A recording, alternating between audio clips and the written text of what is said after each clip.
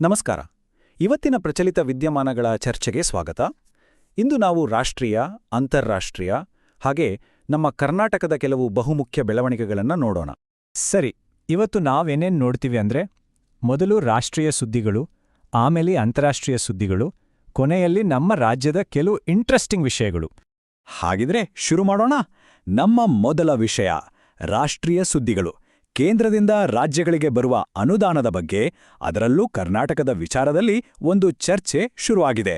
ಗಮನಿಸಿ, ಕಳೆದ 17 ತಿಂಗಳಲ್ಲಿ ಅಂದ್ರೆ ಸುಮಾರು 1.5 ವರ್ಷದಲ್ಲಿ ಕರ್ನಾಟಕಕ್ಕೆ ಕೇಂದ್ರ ಸಚಿವ ಸಂಪುಟದಿಂದ ಅನುಮೋದನೆ ಸಿಕ್ಕಿದ್ದು ಕೇವಲ 2 ಪ್ರಮುಖ ಯೋಜನೆಗಳಿಗೆ. ಇದು ಸಹಜವಾಗೇ ರಾಜ್ಯದ ಅಭಿವೃದ್ಧಿಯ ಬಗ್ಗೆ ಪ್ರಶ್ನೆಗಳನ್ನು ಎಬ್ಬಿಸುತ್ತೆ ಅಲ್ವಾ? ಸರಿ, ಆ 2 ಯೋಜನೆಗಳಲ್ಲಿ ಯಾವುದು ಅಂತ ನೋಡಿದ್ರೆ, ಒಂದು ಬೆಂಗಳೂರಿನ ಲೈಫ್ಲೈನ್ ಆದ ನಮ್ಮ ಮೆಟ್ರೋದ 3ನೇ ಹಂತ. ಇದಕ್ಕೆ ತಗುಲುವ ವೆಚ್ಚ ಸುಮಾರು 15,611 ಕೋಟಿ ರೂಪಾಯಿ. ಇದರಲ್ಲಿ ಕೇಂದ್ರದ ಪಾಲು 20%. ಇನ್ನೊಂದು ಬಳ್ಳಾರಿ ಚಿಕ್ಕಜಾಜೂರು ರೈಲ್ವೆ ಲೈನ್. ಇದರ ಮೊತ್ತ 3,432 ಕೋಟಿ. ಇವೆರಡೂ ಇನ್ಫ್ರಾಸ್ಟ್ರಕ್ಚರ್ಗೆ ತುಂಬಾನೇ ಮುಖ್ಯವಾದ ಪ್ರಾಜೆಕ್ಟ್ಗಳು. ಇಲ್ಲಿ ಒಂದು ಕಡೆ ಕರ್ನಾಟಕದ ಕತೆ ಹೀಗಿದ್ರೆ, ಇನ್ನೊಂದು ಕಡೆ ಹೆಚ್ಚು ಕಡಿಮೆ ಇದೇ ಸಮಯದಲ್ಲಿ ಆಂಧ್ರಪ್ರದೇಶಕ್ಕೆ ಕೇಂದ್ರದಿಂದ ಸಿಕ್ಕಿರುವ ಒಟ್ಟು ಆರ್ಥಿಕ ಸಹಾಯ ಎಷ್ಟು ಗೊತ್ತಾ? ಬರೋಬ್ಬರಿ 3 ಲಕ್ಷ ಕೋಟಿ ರೂಪಾಯಿ. ಈ ದೊಡ್ಡ ವ್ಯತ್ಯಾಸ ನೋಡಿದಾಗ ಫಂಡ್ಸ್ ಹೇಗೆ ಹಂಚಿಕೆಯಾಗುತ್ತೆ ಅನ್ನೋ ಚರ್ಚೆ ಶುರುವಾಗಿದೆ.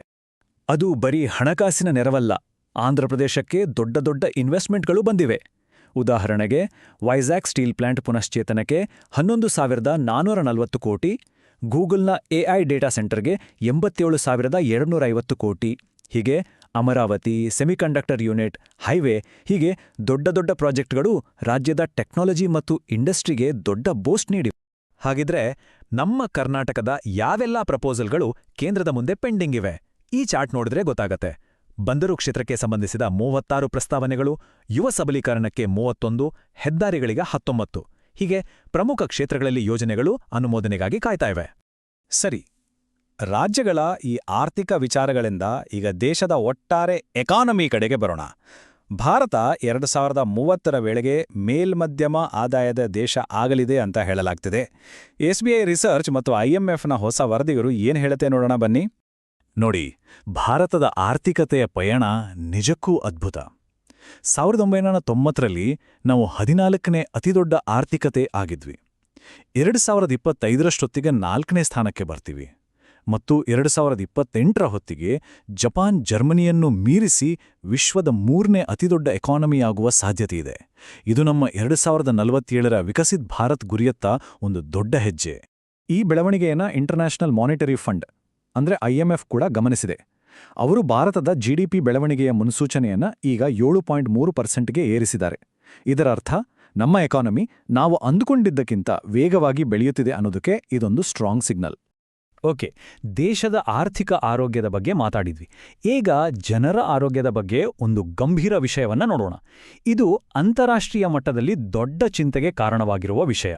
ಅದೇ ಆಂಟಿ ಮೈಕ್ರೋಬಿಯಲ್ ರೆಸಿಸ್ಟೆನ್ಸ್ ಅಥವಾ AMR. ಈ AMR ಅಂದ್ರೆ ಏನು, ಅದು ಹೇಗೆ ಪರಿಣಾಮ ಬೀರುತ್ತೆ ಅಂತ ಅರ್ಥ ಮಾಡ್ಕೊಳ್ಳೋಕೆ ಸರಳ ಅನ್ನೋರ ಈ ಕಥೆ ಕೇಳಿ. 2 ಮಕ್ಕಳ ತಾಯಿಯಾದ ಇವರಿಗೆ ಯೂರಿನರಿ ಇನ್ಫೆಕ್ಷನ್ ಆಯಿತು. ಆದರೆ ಯಾವಾಗ್ಲೂ ತಗೊಳ್ಳೋ ಮಾತ್ರೆಗಳು ಈ ಸಲ ಕೆಲ್ಸನೇ ಮಾಡಲಿಲ್ಲ.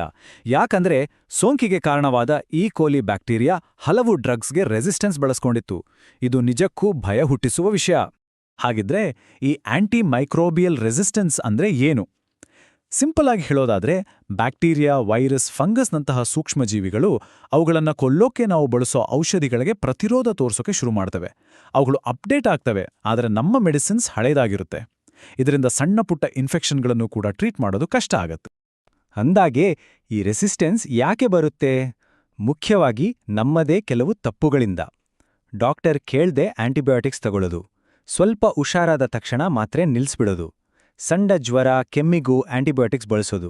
ಇಂತಹ ಅಭ್ಯಾಸಗಳೇ ಈ ಸೂಕ್ಷ್ಮಜೀವಿಗಳನ್ನ ಸೂಪರ್ ಬಗ್ಸ್ ಆಗಿ ಮಾಡ್ತವೆ. ಸರಿ, ಈಗ ಒಂದು ಸೀರಿಯಸ್ ಟಾಪಿಕ್ನಿಂದ ಒಂದು ತುಂಬಾನೇ ವಿಚಿತ್ರವಾದ ಕ್ಯೂಟ್ ಆದ ವಿಷಯಕ್ಕೆ ಹೋಗೋಣ.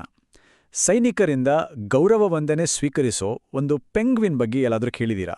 ಇವರೇ ನೋಡಿ sir, Nils Olaf. Actually sir Nils Olaf third. 1972ರಲ್ಲಿ ಇವರನ್ನ ನಾರ್ವೆ ಸೇನೆಯ ಮ್ಯಾಸ್ಕಾಟ್ ಆಗಿ ಅಡಾಪ್ಟ್ ಮಾಡಿಕೊಳ್ಳಲಾಯಿತು. 1982ರಲ್ಲಿ ಕಾರ್ಪೋರಲ್ ಆದ್ರು.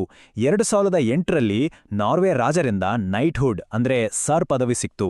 ಮತ್ತು 2023ರಲ್ಲಿ ಮೇಜರ್ ಜನರಲ್ ಆಗಿ ಪ್ರಮೋಷನ್ ಕೂಡ ಸಿಕ್ಕಿದೆ. ಎಂಥ ಕೆರಿಯರ್ ಅಲ್ವಾ? ಇದು ಕೇವಲ ಒಂದು ತಮಾಷೆಯ ಕಥೆ ಅಷ್ಟೇ ಅಲ್ಲ. ಇದು ಸ್ಕಾಟ್ಲ್ಯಾಂಡ್ ಮತ್ತು ನಾರ್ವೆ ನಡುವಿನ ಒಳ್ಳೆಯ ಸ್ನೇಹ ಸಂಬಂಧದ ಒಂದು ಜೀವಂತ ಸಂಕೇತ. ಪ್ರಕೃತಿ ಮತ್ತು ಮನುಷ್ಯನ ಸಂಸ್ಕೃತಿ ಹೇಗೆ ಬೆರೆತಿದೆ ಅನ್ನೋದಕ್ಕೆ ಇದೊಂದು ಒಳ್ಳೆ ಉದಾಹರಣೆ. ಇವತ್ತು ಜನವರಿ 20 ವಿಶ್ವ ಪೆಂಗ್ವಿನ್ ದಿನ. ಹಾಗಾಗಿ ಈ ಕಥೆ ಇನ್ನಷ್ಟು ಮುಖ್ಯವಾಗುತ್ತೆ. ಇದು ನಮಗೆ ಕ್ಲೈಮೇಟ್ ಚೇಂಜ್, ಪೊಲ್ಯೂಷನ್, ಓವರ್ ಫಿಶಿಂಗ್ನಿಂದ ಪೆಂಗ್ವಿನ್ಗಳ ಅಸ್ತಿತ್ವಕ್ಕೆ ಎದುರಾಗಿರೋ ಅಪಾಯಗಳ ಬಗ್ಗೆ ನೆನಪಿಸುತ್ತೆ. ಓಕೆ, ಅಂತಾರಾಷ್ಟ್ರೀಯ ವಿಷಯಗಳಿಂದ ಈಗ ನೇರವಾಗಿ ನಮ್ಮ ಕರ್ನಾಟಕದ ಸುದ್ದಿಗೆ ಬರೋಣ. ನಮ್ಮ ಕೊನೆಯ ಸೆಕ್ಷನ್ನಲ್ಲಿ ರಾಜ್ಯದ ಪಾಲಿಕೆ ಚುನಾವಣೆಗಳಲ್ಲಿ ಆಗ್ತಿರೋ ಒಂದು ದೊಡ್ಡ ಬದಲಾವಣೆ ಬಗ್ಗೆ ಮಾತಾಡೋಣ. ಈ ಟೆಕ್ನಾಲಜಿ ಯುಗದಲ್ಲಿ ಇದೊಂದು ಸರ್ಪ್ರೈಸಿಂಗ್ ನ್ಯೂಸ್. ಬಿಬಿಎಂಪಿ ಮತ್ತು ಬೇರೆ ಸಿಟಿ ಕಾರ್ಪೊರೇಷನ್ ಚುನಾವಣೆಗಳಿಗೆ ಇವಿಎಂ ಬದಲು ಮತ್ತೆ ಬ್ಯಾಲೆಟ್ ಪೇಪರ್ ಅಂದ್ರೆ ಮತಪತ್ರಗಳನ್ನ ಬಳಸೋಕೆ ರಾಜ್ಯ ಚುನಾವಣಾ ಆಯೋಗ ನಿರ್ಧರಿಸಿದೆ.